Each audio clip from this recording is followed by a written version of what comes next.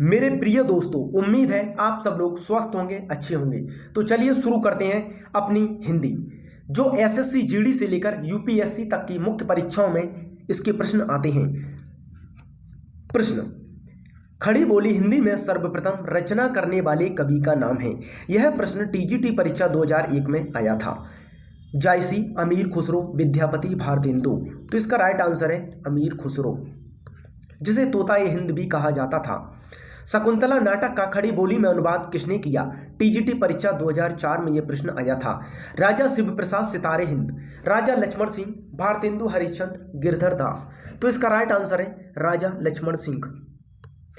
खड़ी बोली कहाँ बोली जाती है? यूजीसी नेट जेआरएफ 2006 की परीक्षा में यह प्रश्न आया था। झांसी, कानपुर, मेरठ, अलीगढ़। तो इसका राइट आंसर है मेरठ में बोली जाती है।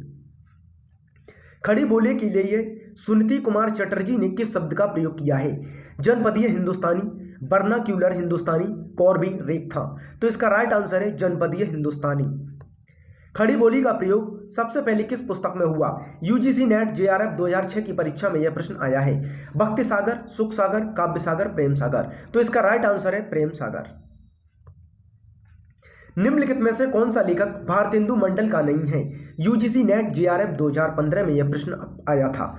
प्रताप नारायण मिश्र, बद्री नारायण चौधरी, प्रेमघन, बालकृष्ण भट्ट, राजा लक्ष्मण सिंह। तो इसका राइट आंसर है भारतेंदु मंडल का नहीं है, राजा लक्ष्मण सिंह। महावीर प्रसाद द्विवेदी को किस वर्ष सरस्वती पत्रिका के संपादन के रूप में नियुक्त किया गया था? वर्ष 1900, वर्ष 1903, वर्ष 1906, वर्ष 1909। तो इसका राइट आंसर है वर्ष 1903 में। नागरी प्रचारणी सभा का स्थापना वर्ष है। यूजीसी नेट जेआरएफ 2009 की परीक्षा में यह प्रश्न आया था। वर्ष 1893, वर्ष 1857, वर्ष 1902, वर्ष 1917। तो इसका राइट आंसर है वर्ष 1893। नागरी प्रचारणी सभा के संस्थापकों में थे। यूजीसी नेट जेआरएफ 2008 की परीक्षा में यह प्रश्न आया था। शिव कुमार सिंह और बाबू श्याम सुंदर दास, रामचंद्र शुक्ल और भारतेंदु हरिश्चंद्र, पंडित प्रताप नारायण मिश्र और बालकृष्ण भट्ट, जगन्नाथ दास रत्नाकर और शिव प्रसाद गुप्ता। तो इसका राइट आंसर है नागरी प्रचारणी सभा के संस्थापक शिव कुमार सिंह और बाबू श्याम सुंदर दास थे। तो इसका राइट आंसर है ए। काशी नागरी प्रचारणी सभा के संस्थापकों में कौन नहीं है? टीजीटी परीक्षा 2004 में यह प्रश्न आया था। बाबू श्याम सुंदर दास, ठाकुर शिव कुमार सिंह, राम नारायण मिश्र, रामचंद्र शुक्ल। काशी नगरी प्रचारणी सभा के संस्थापक में कौन नहीं है? तो भैया रामचंद्र शुक्ल नहीं है। फोर्ट विलियम कॉलेज की स्थापना कब हुई थी? यूजीसी नेट 2014 की परीक्षा में यह आया था। 1801, 1810, 1800 और 1802 ईस्वी। तो फोर्ट विलियम कॉलेज 1800 ईस्वी में इसकी स्थापना की गई थी। फोर्ट विलियम कॉलेज की स्थापना कहाँ हुई थी? तो भैया इसकी स्थापना सीधे कलकत्ता में हुई थी। हिंदी की उपभाषाएं कितनी हैं? हिंदी की उपभाषाएं 3, 4, 5 है, 5 उपभाषाएं हैं। अवधि का उद्भव किस अपभ्रंश से हुआ है? यूजीसी नेट 2014 की परीक्षा में यह आया है। सौरसेनी, पैसाची, मागधी, अर्धमागधी। तो इसका राइट आंसर है अर्धमागधी।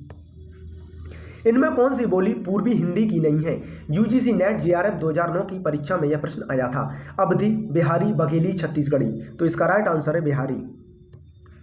पश्चिमी हिंदी की बोली नहीं है। कौरवी, हरियाणी, अवधी, बुंदेली। तो अवधी। पश्चिमी हिंदी की बोली अवधी नहीं है। पश्चिमी हिंदी की बोलियों की संख्या है 2, 3, 4, 5। तो इसका राइट आंसर है 5।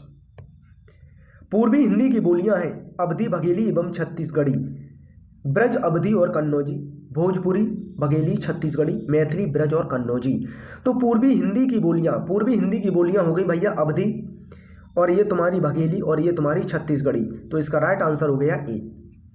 भोजपुरी, मगधी और मैथिली बोलियां किससे संबंधित हैं? पश्चिमी हिंदी, पूर्वी हिंदी, बिहारी हिंदी, राजस्थानी हिंदी। तो इसका राइट आंसर हो गया बिहारी हिंदी से संबंधित है। गुड़गांव, दिल्ली तथा करनाल के पश्चिम क्षेत्रों में बोली जाने वाली अहीर बाटी का संबंध किससे मिलता है? पूर्वी राजस्थानी, पश्चिमी राजस्थानी, उत्तरी राजस्थानी, दक्षिणी राजस्थानी। तो भैया ये बोल रहा है गुड़गांव, दिल्ली तथा करनाल। तो ये ऐसे राजस्थान का मानचित्र भैया, ये तुम्हारा हरियाणा लग जाता है, ये दिल्ली लग जाता है। तो इसका मतलब ये तुम्हारा राजस्थान हो गया। तो पूर्व पश्चिम, उत्तर, ये उत्तरी राजस्थान, ये तुम्हारा उत्तर में राजस्थान है, तो इसका राइट आंसर हो गया उत्तरी राजस्थानी बोली है ये। आज के हिंदी के प्रश्न यहीं समाप्त किए जाते हैं। जय हिंद, जय भारत।